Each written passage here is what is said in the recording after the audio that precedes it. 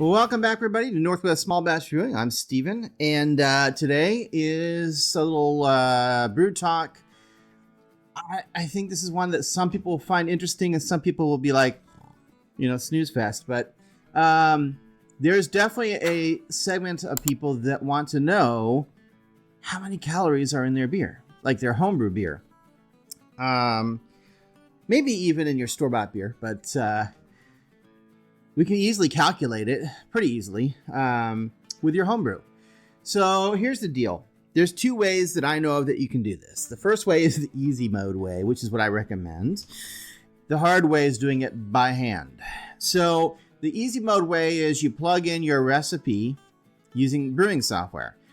Almost all of us do that unless you're using a kit or something like that, or you have a recipe that you got from somebody. Almost everybody is using some sort of brewing software. And even if you do get a kit, you can still plug it into brewing software. The point being is, the brewing software will actually tell you how many calories are in a 12-ounce beer of that, recipe.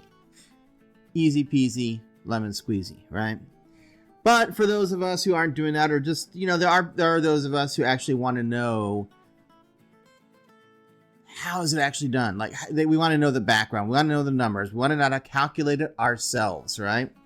So I highly recommend, if you're going to calculate it yourself, that you use an Excel spreadsheet, because you can plug in the formulas into the Excel spreadsheet, and then you can just adjust your original and final gravity each time to give you how many calories are in a 12-ounce, amount of that particular beer that you've made. So I'm going to throw up some different things here just to give you graphical vision. But there's two places the calories come from in your beer. They come from your alcohol, and they come from your carbohydrates. So you have to calculate both and add them together to get your total calories that are in the beer. So to calculate the carbohydrates that are coming from alcohol, it's a formula. All right. So you're going to have to take your original gravity and your final gravity and subtract them to get a number.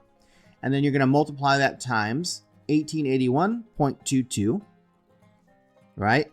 Then you're going to divide that whole number by 1.775 minus your original gravity. Now, I put it up on the screen here. If I'm using an example of 1058 as my original gravity, just throwing that number out. Did I say 1058? And then a final gravity of 1012. If I plug that in, it's going to tell me that I have somewhere, if I round up, about 121 calories are from alcohol in this beer. And it's a similar type of calculation for your calorie from the carbs. So you've got 0.1808 times your original gravity. Then you take that number, multiply it to 3550. By the way, that is, if not the exact amount, very close to the amount. I think 3,500 calories is 1 pound. So that's an interesting, that's the number.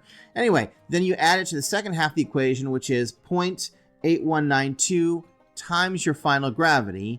Then that number is subtracted by 1.004. In this case, using the example numbers I gave for my original and final gravity, it would come out to 58, rounded up 58 calories. So you take the 58 calories, you add the 121, and you get a total of 179 calories in a 12-ounce beer with this particular starting and ending gravity. Whew. That's why I say, if you're going to do it manually, throw it into an Excel spreadsheet, and then whenever you want to check your calories, you can literally just adjust the original gravity and the final gravity on your Excel spreadsheet, and it will immediately update the formulas and give you what you need to know. Anyway, I know it's a short video, which is good since it's, not a super exciting topic, but people want to know this stuff because you got to know how many calories you're taking in so you don't put on too much weight from all the drinking that you're doing, right? At any rate, I'll be back, in another week, as I always am, for another video. And until then, keep on brewing.